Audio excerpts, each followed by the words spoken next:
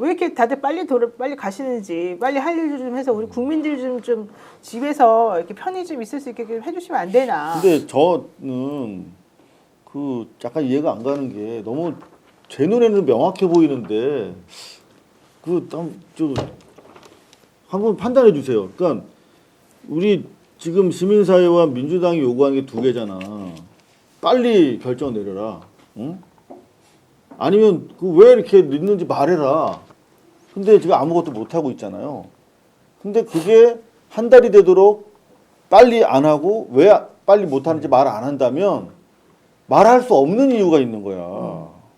그렇잖아요. 그렇죠. 네, 당연한 네. 거 아니에요? 그럼 말할 수 없는 이유는 뭐예요? 하나밖에 없잖아. 인용이 안 되는 상황이야.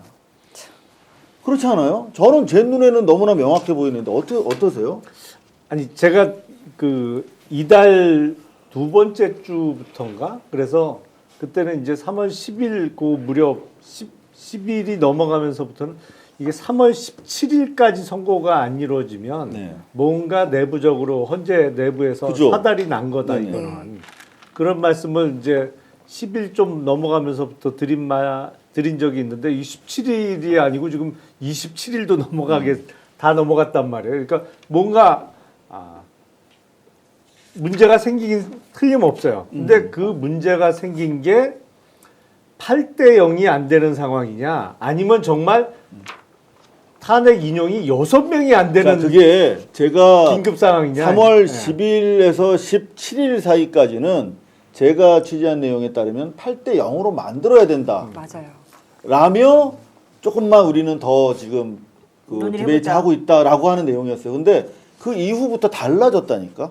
그리고 실제로 윤석열 구속 취소된 다음에 풀려나고 나서 확실히 기온이 달라져가지고 지금은 완전히 이게 분열돼 있다라고 하는 얘기까지 제가 마지막 청취하고 더 이상은 안 돼요. 근데 그렇다면은 8대 0인데 8대 0을 확실하게 만들고 싶어서 당시에만 해도 탄력이 있었으니까 동력이 있어서 국민 분열을 막기 위해서 8대 0으로 깔끔하게 하고 싶었어.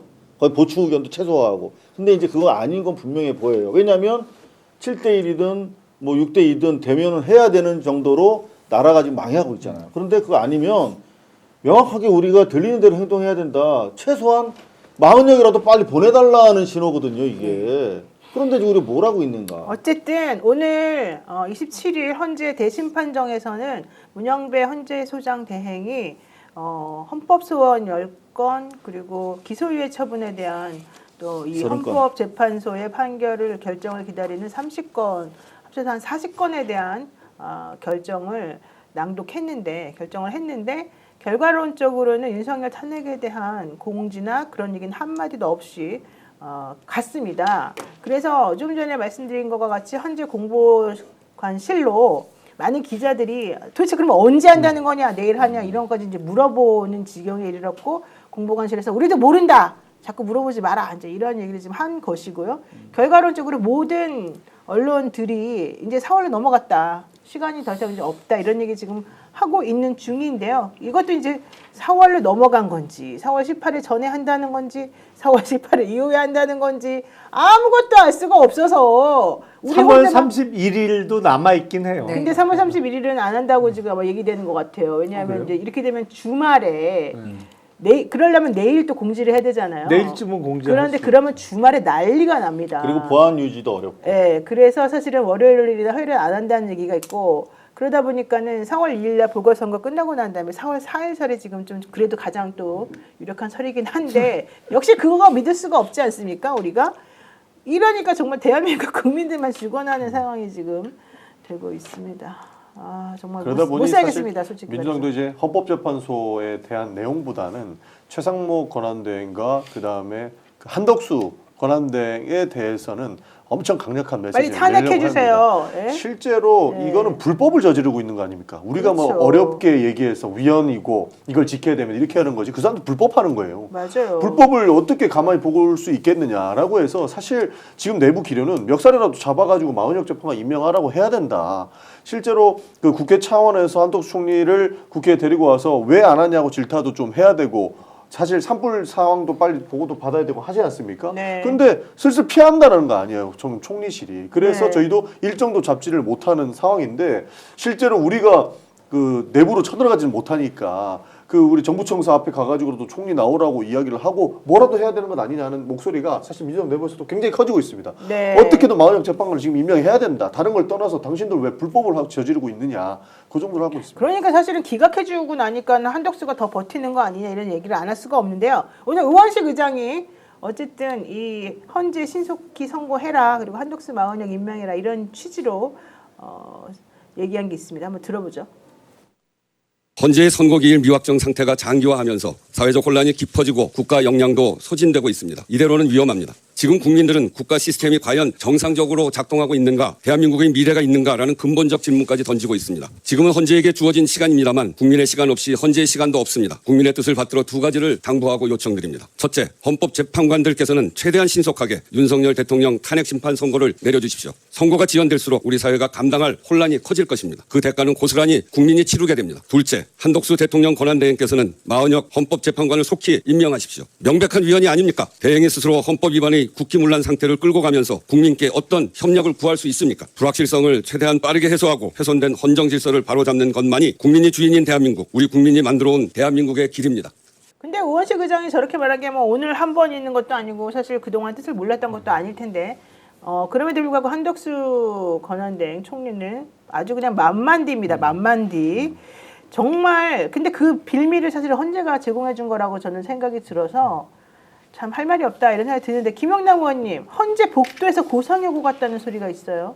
그 무슨 말입니까? 아니 그 얘기는 저도 이제 전원으로 들은 건데 그 평의를 하는 데서 그 안에는 누구도 못 들어가고 재판관 그렇죠. 8명 외에는 그 헌법 연구관들도 못 들어가죠. 들어가니까 세부적인 사항은 알 수 없는데 하여튼 고성이 좀 들렸다 밖에 밖으로 그 목소리를 들어보니 뭐 여성들의 목소리더라 뭐 이런. 그러니까 두 명의 재판관끼리 싸웠다는 얘기죠. 솔직히 말하면 그 우리들이 알고 있는 그 두 명의 서로 싸울 법한 두 분의 목소리가 바깥으로 퍼져 나왔다 이런 얘기인데 그만큼 지금 내부적으로 혼란이 좀 있다 이런 얘기인가요? 그렇죠. 예. 그러니까 지금 그게 아니고서는 이렇게 오래 걸릴 수가 없는 거고 한덕수 권한대행은 오해를 하지 말아야 돼요. 그러니까 이번에 헌재에서 탄핵이 기각이 됐습니다만 그건 이제 금년 1월 26일 날 헌법재판관 후보자들을 임명하지 않겠다고 선언하고 27일 날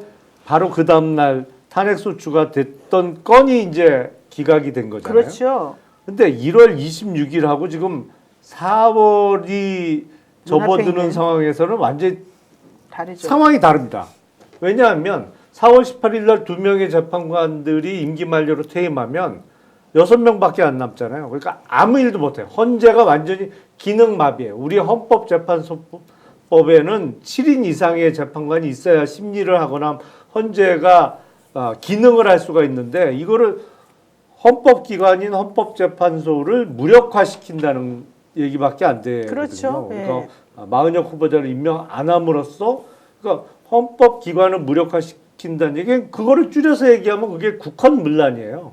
그렇기 때문에 4월 달 들어서도 임명을 안 하는 것은 이거는 분명한 탄핵 사유가 명백한 됩니다. 탄핵 사유가 되죠. 이건 헌법기관을 마비시키고 그거 자체가 국헌문란의 행동으로 평가받을 수밖에 없기 때문에 1월 달에 임명 안 하겠다고 얘기한 거하고는 차원이 4월 달은 다르다. 완전히 차원이 틀려요, 이거는. 전영기 의원님, 그래서 오늘 사실 의원식 의장이 그 시동을 건 거 아닙니까? 저는 그렇게 생각하는데, 그러면은 마흔역 재판관을 임명 안 한 사람은 최상목 대행도 마찬가지였으니까 둘 다 정말로 탄핵시키고 국무위원 전원 탄핵까지 막 얘기되고 이래야 되는 거 아닙니까? 일단 탄핵 심판이 들어간다고 치면은 그 소추가 들어간다 치면은 1순위는 최상목 권한대행이죠. 지금까지 얼마나 버텼습니까? 네. 그리고 지금 본인이 이제 뭐 기각으로 돌아오긴 했습니다만 한덕수 권한대행 같은 경우에도 지금 당장 임명해야 됩니다. 그 부분은 위헌이라는 것을 2번 받은 거예요. 마흔역 재판관을 임명하지 네. 않은 부분은 2번 받았기 때문에 지금 임명하지 않는다면 그리고 시간을 또 차일피일 미룬다면 탄핵할 수밖에 없는 것이죠. 그렇죠. 그러니까 이 부분들을 사람들이 탄핵한다면 왜 너네 힘자랑하냐 이렇게 말씀하실 수 있는데